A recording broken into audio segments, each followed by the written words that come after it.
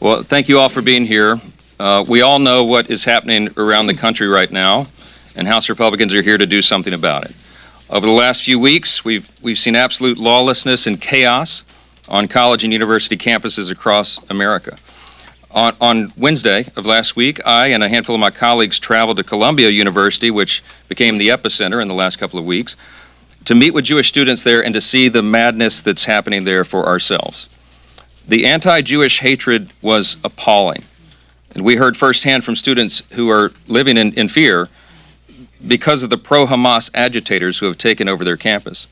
We met with a large number of Jewish students before we had our press event there and before we met with the university president, and they told us the harrowing tales of what they're having to face. It's not right, and everybody in this country knows it. After I met with President Shafiq, it was clear that she has lost control of her campus and she needs to step down. The first and most obvious responsibility of a university administrator is to ensure the safety and security of their students. If an administrator cannot ensure that, they have missed their first assignment. We need to find people who can do that. Just last night, there at Columbia, students barricaded themselves inside one of the academic buildings. They fought with the maintenance crew there. They assaulted students. They broke through windows, destroyed property, hung intifada banners from the building. And the law enforcement was nowhere to be found. We're told that NYPD is outside the perimeter of the campus, but they have not been invited in. And they won't go until they are invited. What are university officials waiting on? What do they need to see before they stand up to these terrorist sympathizers? And that is exactly what they are. What's worse, though, is that Columbia's choice to ignore the safety of their Jewish students and appease anti-Semites has inspired even more hate-filled protests to pop up across the country. And what we're seeing right now is people wave Hezbollah flags and Hamas flags, their homemade signs supporting what happened on October 7th. It's outrageous. Hamas endorsed the protest at Columbia University just about 2 hours before we walked out on the steps to have our press event on Wednesday. They're proudly chanting things like death to America and profanity and hate-filled slogans, and this is utterly despicable, and it cannot be accepted in this country. Anti-Semitism is a virus, and because the administration and woke university presidents aren't stepping in, we're seeing it spread. We have to act, and House Republicans will speak to this fateful moment with moral clarity. We really wish those in the White House would do the same. We will not allow anti-Semitism to thrive on campus, and we will hold these universities accountable for their failure to protect Jewish students on campus. And that's why today we're here to announce a house-wide effort to crack down on anti-Semitism on college campuses. Nearly every committee here has a role to play in these efforts to stop the madness that has ensued. Joining me today are my colleagues in leadership, as well as committee chairs of the committees of appropriate jurisdiction. And we're going to elaborate on what we'll be doing as part of this whole of the House effort. The federal government plays a critical role in higher education, and we will use all the tools available to us to address this scourge. With that, I'll turn it over first to our House Republican Chair, Elise Stefanik, who's been doing extraordinary work on this issue for a number of weeks. Elise? Oh, let me grab that. Thank you so much to our speaker. I want to thank the speaker as well as Chairwoman Fox for visiting Columbia University's campus last week to highlight moral leadership that is sorely needed and lacking when it comes to these university presidents. I also want to thank the speaker for making this a priority for all of House Republicans. It is clear that Jewish families across this country, Americans across this country, are looking for moral clarity, and we are going to deliver where these higher education institutions have failed. As the speaker said, last night at Columbia, America watched in disgust as President Shafiq allowed an anti-Semitic pro-terrorist mob to storm and seize an academic building, holding faculty inside, flying pro-Hamas signs, and damaging property. Joe Biden, far-left Democrat governors like my home state in New York, and morally bankrupt university leaders have allowed this moral rot of anti-Semitism to fester, refusing to enforce the laws and refusing to ensure the safety of Jewish students. And it's not just Columbia. This is a moral rot that has taken root across American higher education institutions. At Yale University, a Jewish student was stabbed in the eye with a Palestinian flag. At the University of Southern California, graduation was canceled due to the university being unable to guarantee the safety of students. Jewish students were barricaded at the library at Cooper Union. At my alma mater, Harvard University, a Palestinian flag was hoisted at University Hall where the American flag always flies, in clear violation of university policies. There are dozens of these anti-Semitic encampments across the country. These mobs are breaking university rules, leading to the targeting and harassment of Jewish students and faculty. In December, at a hearing chaired by our Education and Workforce Chairwoman Virginia Fox, we exposed just how ingrained anti-Semitism has become at America's so-called elite institutions in higher education. When I questioned the presidents of Harvard, MIT, and Penn, does calling for the genocide of Jews violate your university's code of conduct? One after the other said it depends on the context. And the world heard it is now the most viewed congressional testimony in history. 8 days ago, I was the first member of Congress to demand that Columbia President Shafiq resign for her failure to disband the anti-Semitic mob consuming Columbia's campus and her failure to ensure the safety of Columbia's Jewish students. Instead, she negotiated with these self-proclaimed terrorists, allowing their anti-Semitic mob to grow. Enough is enough. It is time to restore law and order, academic integrity, and moral decency to America's higher education institutions. Joe Biden has been deafeningly silent. So I want to thank again the Speaker as well as all of our chairs who will ensure this is a top priority for House Republicans. There can be no moral equivalency. It is time to send a clear message to the world that anti-Semitism has no place in America. The world is indeed watching. And with that, I'm going to turn it over to our whip, Tom Emmer. Thank you, Lisa. Our House Republican Conference is here today to deliver a message to the pro-terrorist anti-Semites taking over our college campuses. We're here to deliver a message to the university administrators who have chosen to be complicit in these movements for hate rather than taking action. And we're here to deliver a message to Hamas, Iran, and members of the squad, including my Minnesota colleague Ilhan Omar, who have all endorsed these anti-Semitic protests that enough is enough. Accountability is here. Our college campuses should never be breeding grounds for anti-Semitism. Yet that is exactly what they have become. Why? Because of university administrators who have refused to protect their Jewish students. Because of faculty members who have enabled the wave of anti-Semitic violence. Because of an administration that has tried to play both sides of this issue. And because of far-left members of Congress who are applauding anti-Semitism on college campuses. In other words, it's because we have a bunch of adults in a room who are refusing to be the adults in the room. While no one else is standing up to lead during this pivotal moment in history, House Republicans will.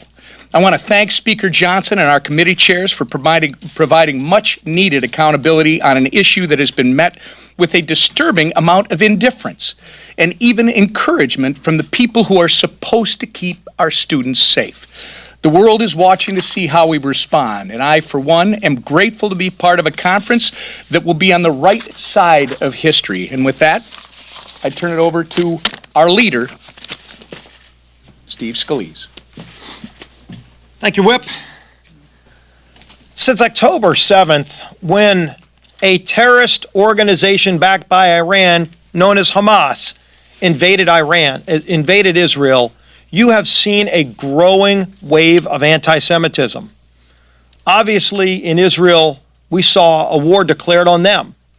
And Israel said, we're going to defend our state. And you saw, by the way, these colleagues here and so many of my House colleagues stand and say, we support Israel's right to defend themselves as a Jewish state.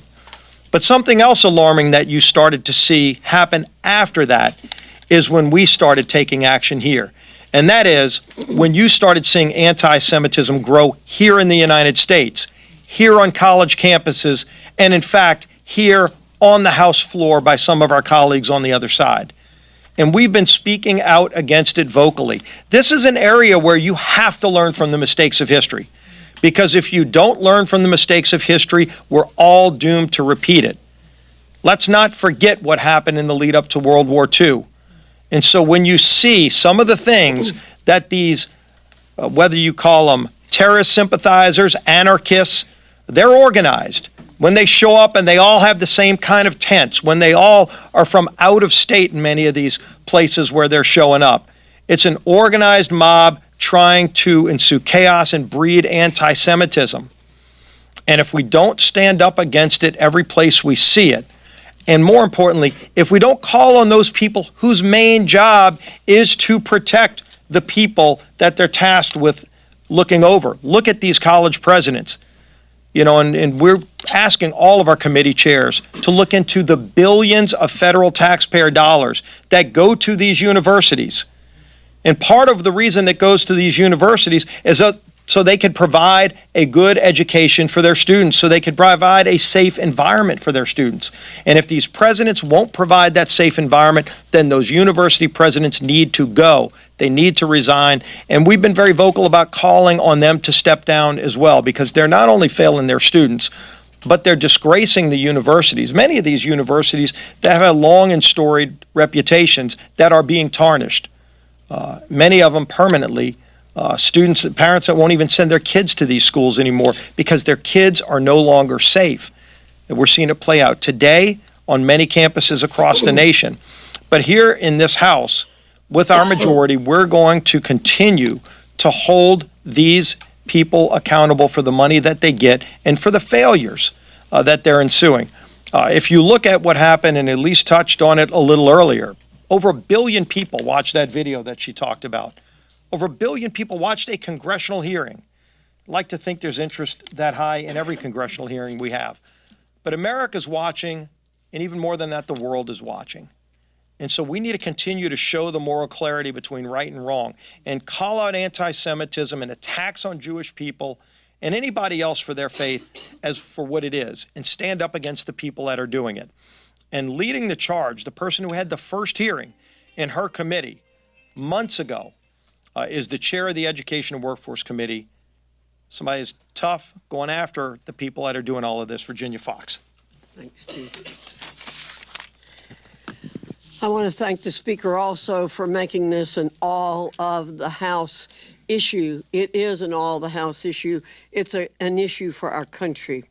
As Republican leaders, we have a clear message for mealy-mouthed, spineless college leaders. Congress will not tolerate your dereliction of duty to your Jewish students. American universities are officially put on notice that we have come to take our universities back. I applaud the Speaker for expanding the Committee on Education and Workforce's ongoing investigation into a Congress-wide initiative. No stone must go unturned while buildings are being defaced, campus greens are being captured, or graduations are being ruined. College is not a park for play-acting juveniles or a battleground for radical activists. Everyone affiliated with these universities will receive a healthy dose of reality. Actions have consequences. One of those consequences is that I have given notice to appear to Yale, UCLA, and Michigan to appear before the Education and Workforce Committee on May 23rd for a hearing on their handling of these most recent outrages. I look forward to working with my fellow House leaders on additional action to address these riots, and I yield to Frank Lucas. Thank you, Madam Chairman. And thank you, Speaker Johnson, for taking action on this important issue. Right now, Jewish students facing harassment, discrimination, and in some case violence at our colleges and universities. This anti-Semitism is unacceptable, and it goes against who we are as Americans. We entrust our colleges and universities with conducting scientific research and educating the next generation of leaders and innovators. They can't do that when students are being driven off of campus by shocking displays of anti-Semitism. What's more, universities that can't protect their students are not in compliance with their funding obligations through the National Science Foundation.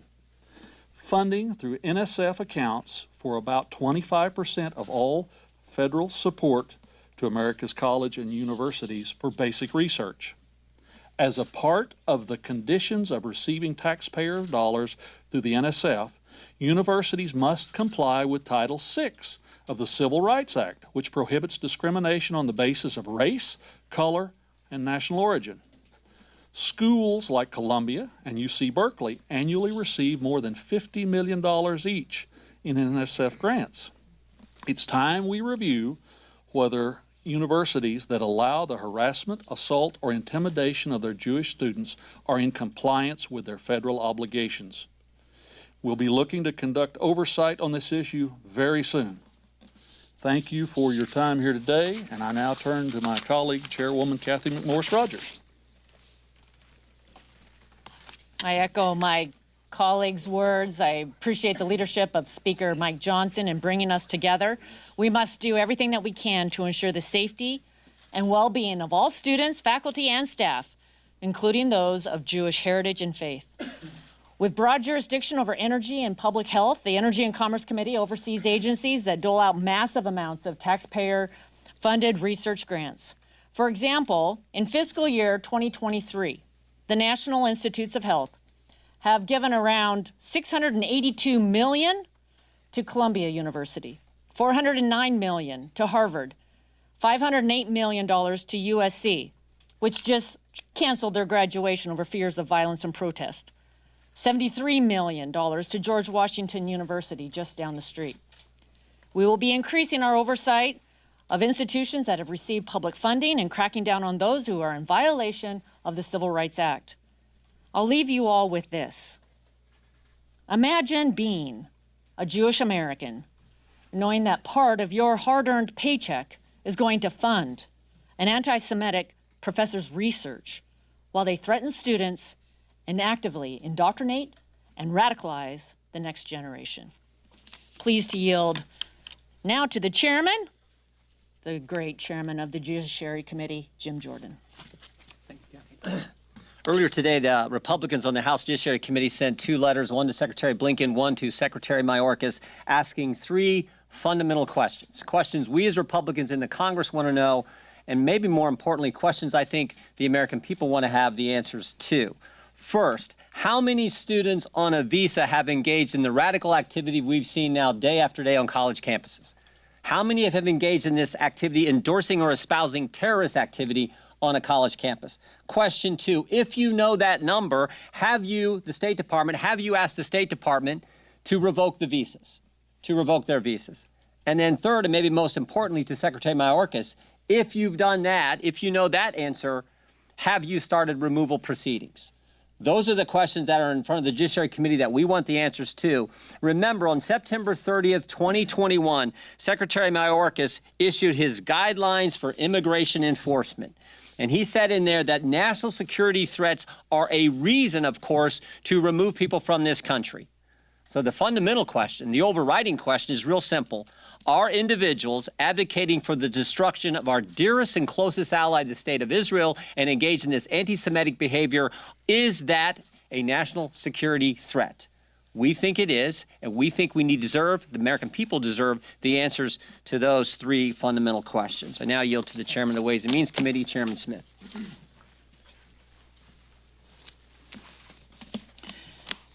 Let's start out with just saying these colleges and universities enjoy generous benefits under the U.S. tax code. They have a responsibility to the American taxpayer to ensure that they are fulfilling their educational requirements as tax-exempt organizations, as well as protecting students from intimidation, harassment, and violence. Sadly, too many colleges and universities have failed to hold up their end of the bargain. They have failed the test. They have allowed anti-Semitism to flourish on their campuses. Their inaction has emboldened the mobs who threaten Jewish students. At the Ways and Means Committee, we have been investigating the issue for months. In a hearing last November, we examined the nexus between anti-Semitism, tax-exempt universities, and terror financing networks. During that hearing, we heard vivid testimony from a Jewish student from Cornell about how she feared for her life amid the death threats being made to Jewish students on the campus while the university leadership was telling folks they shouldn't be worried. We've sent letters to university leaders demanding information on what disciplinary action, if any, that they have taken against those whose anti-Semitic activity violates campus policy. We've called on them to disclose any donations or funding they have received from foreign governments as well. Our investigation has already produced more than 1,500 pages of documents that we are now actively reviewing. We will not stop until we get answers, until Jewish students can feel safe, and until these universities are held accountable. I'm pleased to introduce my good friend, Chairman Jamie Comer. The failure of Columbia University to address the pro-Hamas mob is an appalling lack of leadership. Now we are witnessing copycat anti-Israel protests pop up at universities across the country. These radical protests threatening violence against Jews are anything but organic.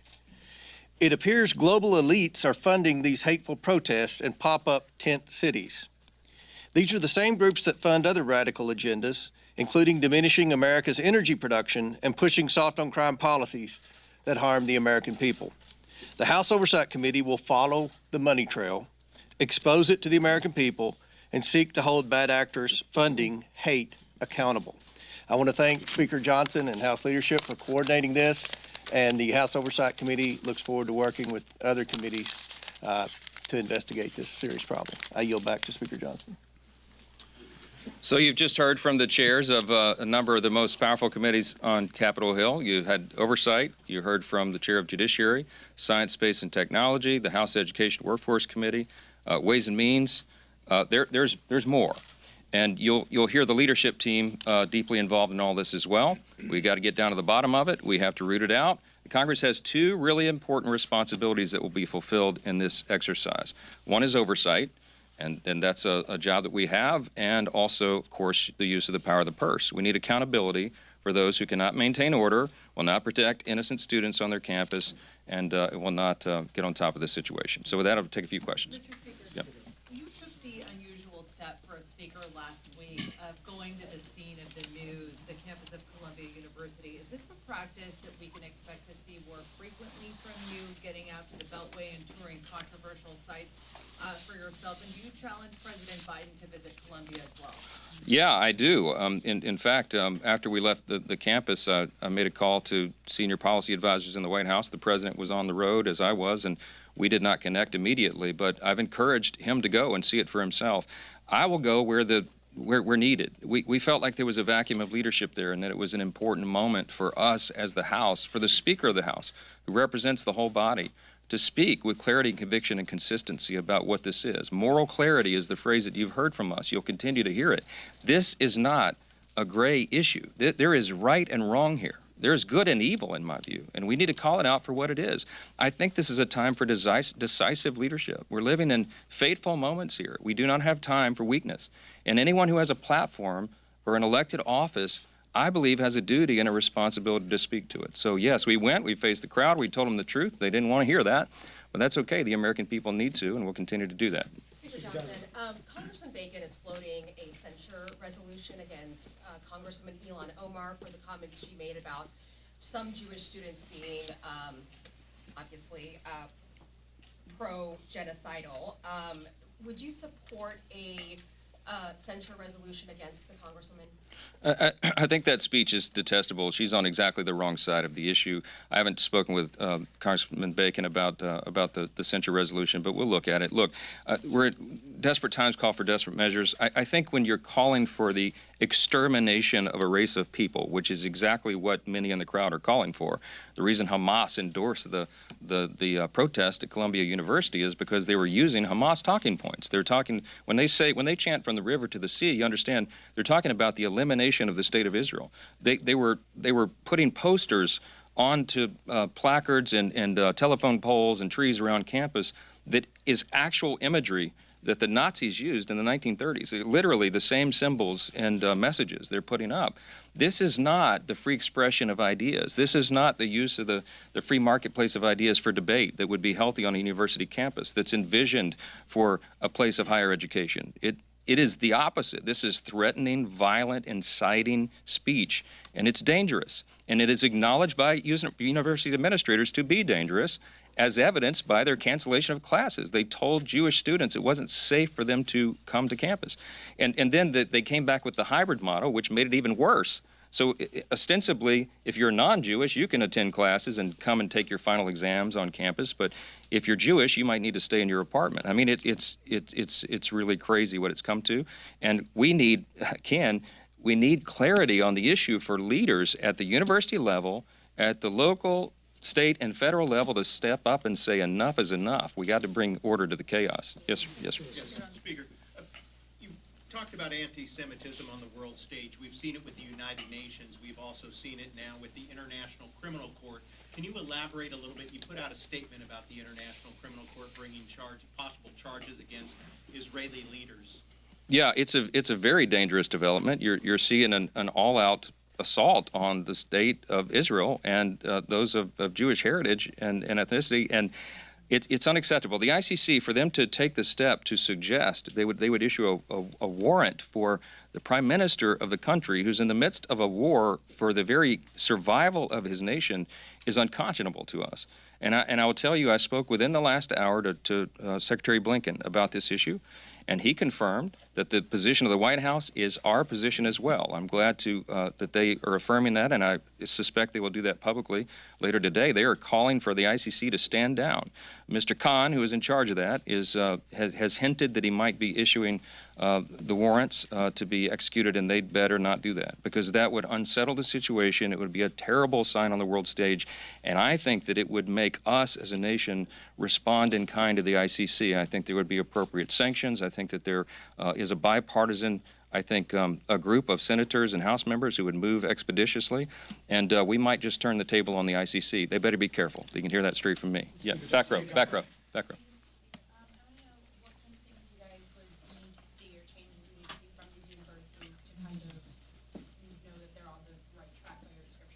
Yeah, how about ending the encampments on campus, the occupation of buildings, the destruction of property? This isn't hard.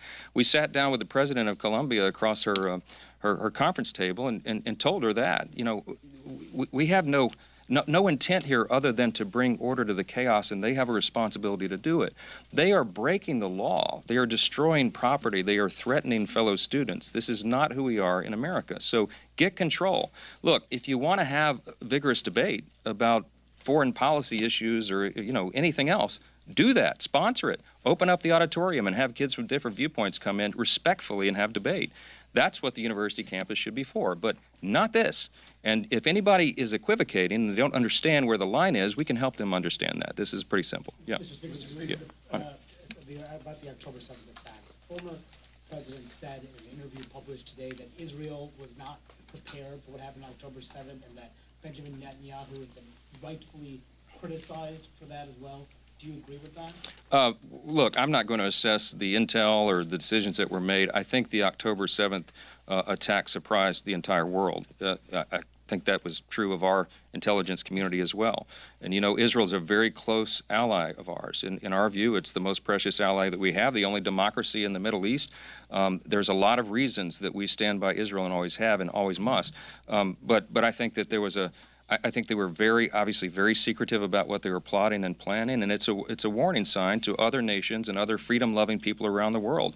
Terrorists never sleep, and evil doesn't rest, and they are plotting these things right now. And it's, as an aside, we're deeply concerned, as are leaders in the current administration, I think, about what we might be facing here on our own shores. With that wide open border that's been open for over 3 years, we know we have dangerous persons and suspects on the terrorism watch list that have been apprehended at the border. We don't know how many of them have actually come in. We don't know if there are terrorist cells set up in a community near you. But FBI Director Christopher Wray's testified now on multiple occasions to Congress that all the red lights are flashing. This is a dangerous time. We all need to walk circumspectly.